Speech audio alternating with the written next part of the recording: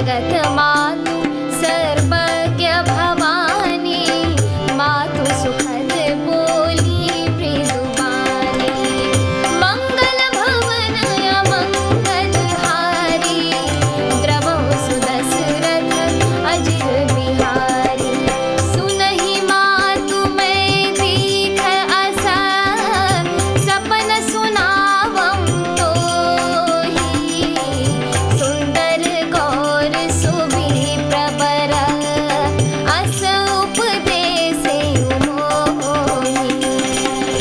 मंगल भवन अमंगल हारी, द्रवहु सुदशरथ अजिर बिहारी।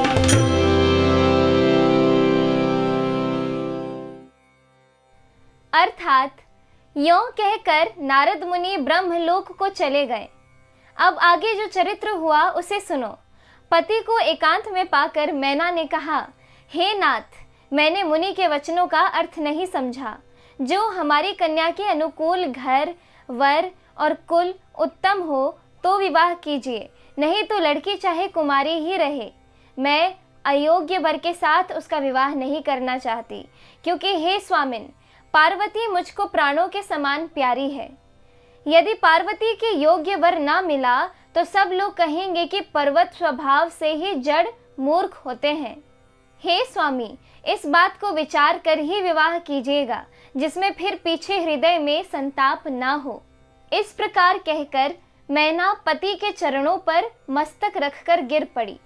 तब हिमवान ने प्रेम से कहा, चाहे चंद्रमा में अग्नि प्रकट हो जाए, पर नारद जी के वचन झूठे नहीं हो सकते। हे प्रिय, सब सोच छोड़कर श्री भगवान जी का स्मरण करो, जिन्होंने पार्वती को रचा है, वे ही कल्याण करेंगे।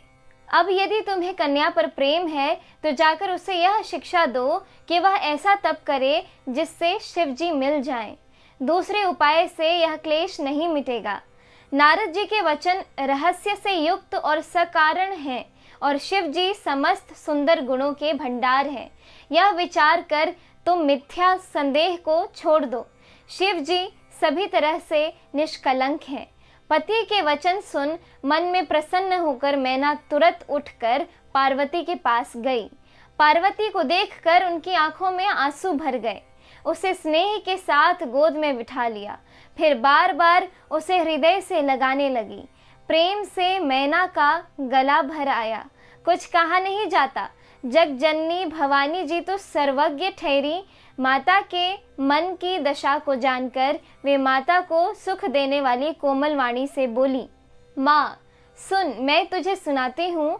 मैंने ऐसा स्वप्न देखा है कि मुझे एक सुंदर गौर वर्ण श्रेष्ठ ब्राह्मण ने ऐसा उपदेश दिया है। इस एपिसोड में इतना ही। आगे की कथा सुनने के लिए कृपया मेरे YouTube चैनल से जुड़े रहें। धन्यवाद।